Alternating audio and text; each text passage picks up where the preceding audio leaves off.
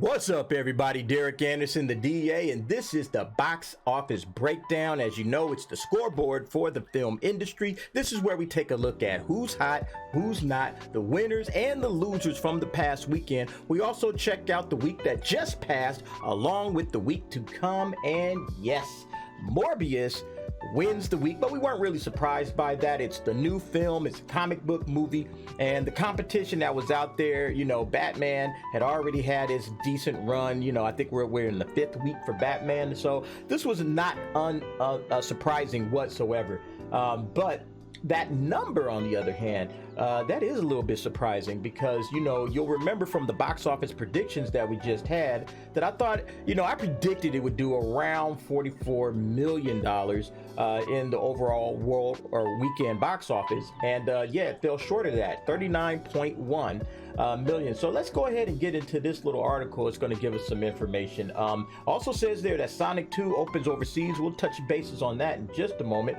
But yeah, Morbius says here, more or less, the Sony Pictures Columbia dark villain origin story Morbius opened atop the box office this weekend with an estimated 39.1 million. That's in line with pre-release projections, although it's less than half of the openings of 2018's Venom, the 2021 sequel Venom Let There Be Carnage, or the 2019 Joker. So yeah, it really wasn't like a fair comparison for those films anyway, because like we said, people knew who Venom was. People also knew who the Joker was, clearly. And I kind of compared this with Birds of Prey, and I thought, okay, maybe it could kind of get close to Birds of Prey numbers. And it actually got closer to the overall world weekend that I thought it would. Right now at 39.1 million. So here's what I'm thinking that this means. Number one, it's clear that these reviews definitely hurt the worldwide box office. I want to go ahead and take a look at that. So yeah, we looked at these reviews earlier, you guys remember, with me and T just kind of going over the early reviews and how they were just bad. 17%. Do you think that scared some people away? I guarantee you that scared some people away from going to see this movie. We also discussed all the things that Morbius was going to have to go up against this weekend, including WrestleMania that was taking place over over Saturday and Sunday. And so you can see, yeah, it got hit hard, but it also got hit hard in the audience score. Now, people say, oh, 70%, that's a decent audience score. No, it's not. A decent audience score is always anything in the 90s. Well, like I told you with the Sonic one, once you start dipping into like the 80s, even at like 88, 87%, now you got some questions, okay? Because audiences, generally speaking, will glow and gush about a film that they like, especially one that they paid money for. So yeah, that 70% that's sitting right there, that's a big problem. And it makes you start to wonder what's going to happen with this film in the long run. How is that going to affect it? We know there's a couple of big movies coming out next week. So we're going to see what happens with the box office overall for this film. But on the bright side, it looks like the movie industry is definitely holding steady. I'm going to go ahead and jump into some of the numbers here. Now, these are the weekend numbers so far for 2022. You can go all the way down to the bottom, and you can see that, yeah, the box office has kind of gone through, some dry periods. You got like a $30 million weekend right here, and then you move along and you see, okay, Batman, obviously, this is the weekend that Batman opened up. Big weekend, 163 million, but for the most part, these are steady numbers. 70s, 80s. That's what you kind of want to see on a general good, healthy weekend box office without having, like, for instance, the Martin Luther King weekend, something like that, or the President's Day weekend. Big releases are coming. That's going to spell good things for the film industry. I know all of the studios have to be happy with the numbers that they're seeing overall. Now, getting back to Morbius, we can see here that Morbius worldwide total, not too bad, $84 million. Like I was saying, this is going to probably be really easy for Morbius to get its money back. It doesn't have to do a whole lot of money. But it does beg the question, what does that 39.1 do for my projections? Okay, so let's go ahead and jump to that.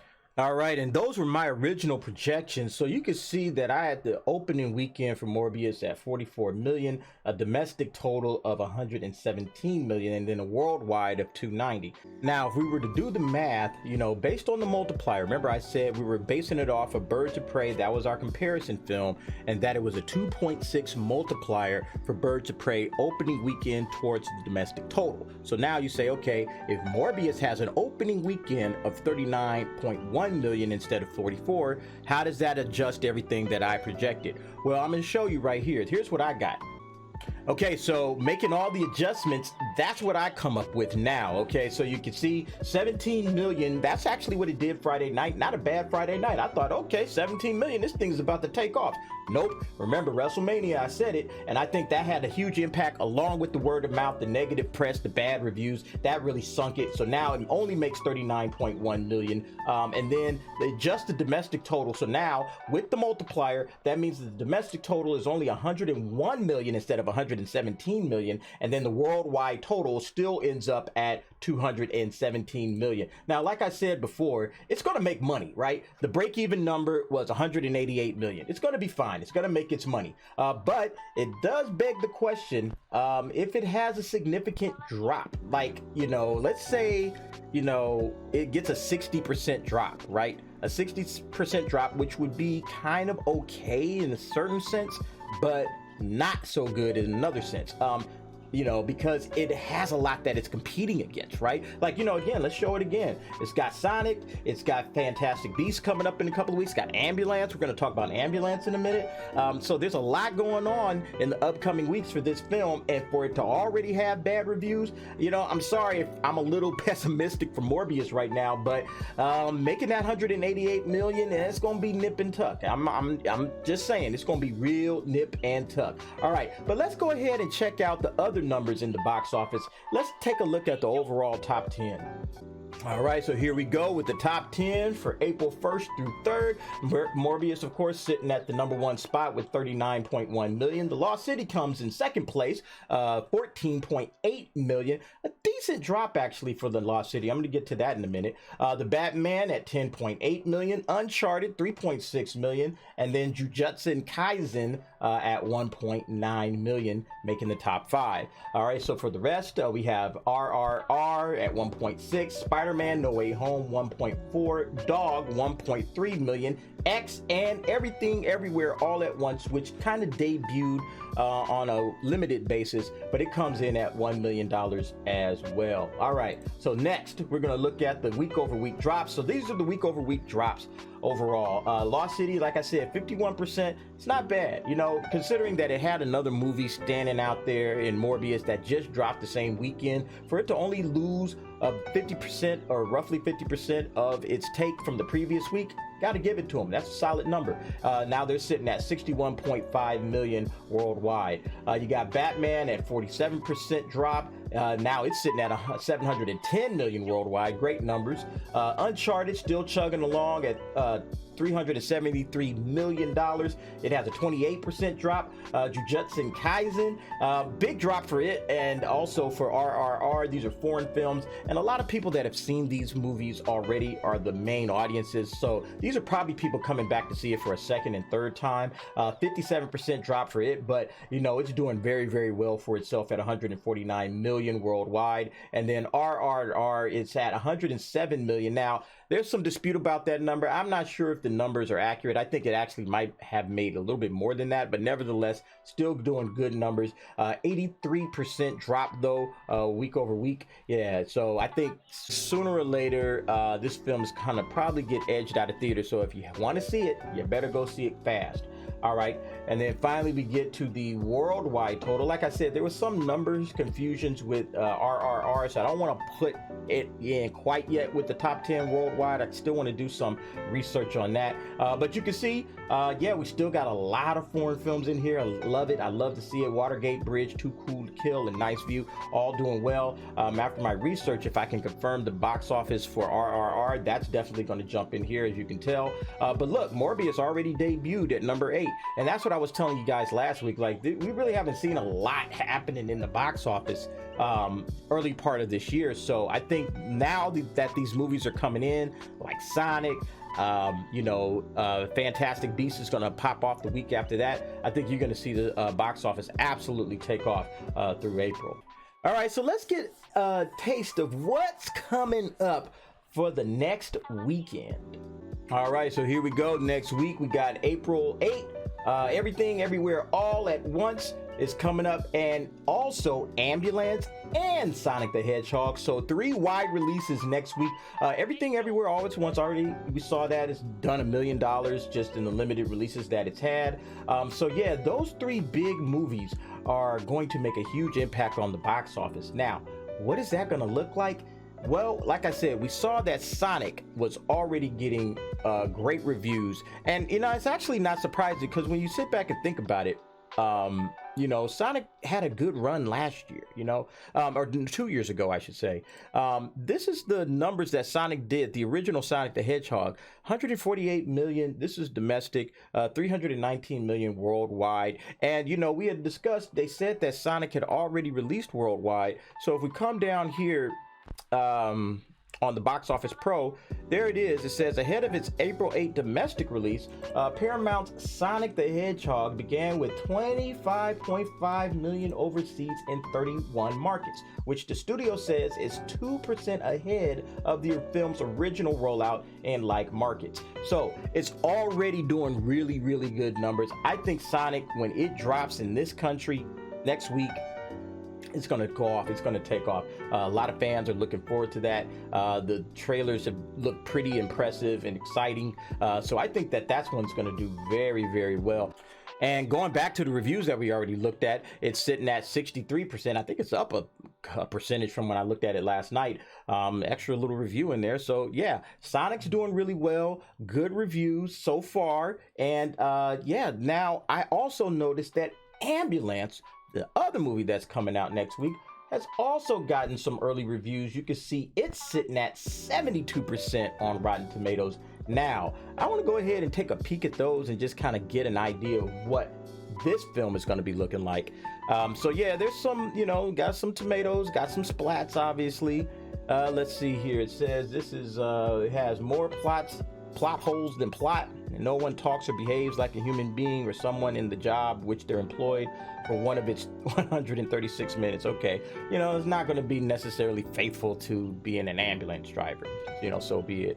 It's a high-speed film that spends an awful lot of time driving in circles. Still, at least there's nothing wrong with its eventual destination. Okay, all right. Let's see. Ambulance offers a very expensive car chase that lasts for most of the film, and maintaining that tension brings out the best of Bay as a showman. See, this is what you want right now. Ambulance is just one of those, hey, we're gonna just come into the theaters, turn off our brains, sit back and enjoy a wild ride of action, bullets blowing stuff up. That's what we're talking about here. Let's see. Bay does not do subtle and never has met a car he doesn't want to blow up. He gets to blow up plenty of in Ambulance, which, though for a good half hour too long, is more enjoyable than most of the rubbish he's perpetrated. That exactly, like, I'm glad to hear that. And I've been reading, like, most people say, yeah, like Michael Bay's best or one of his best films in a while.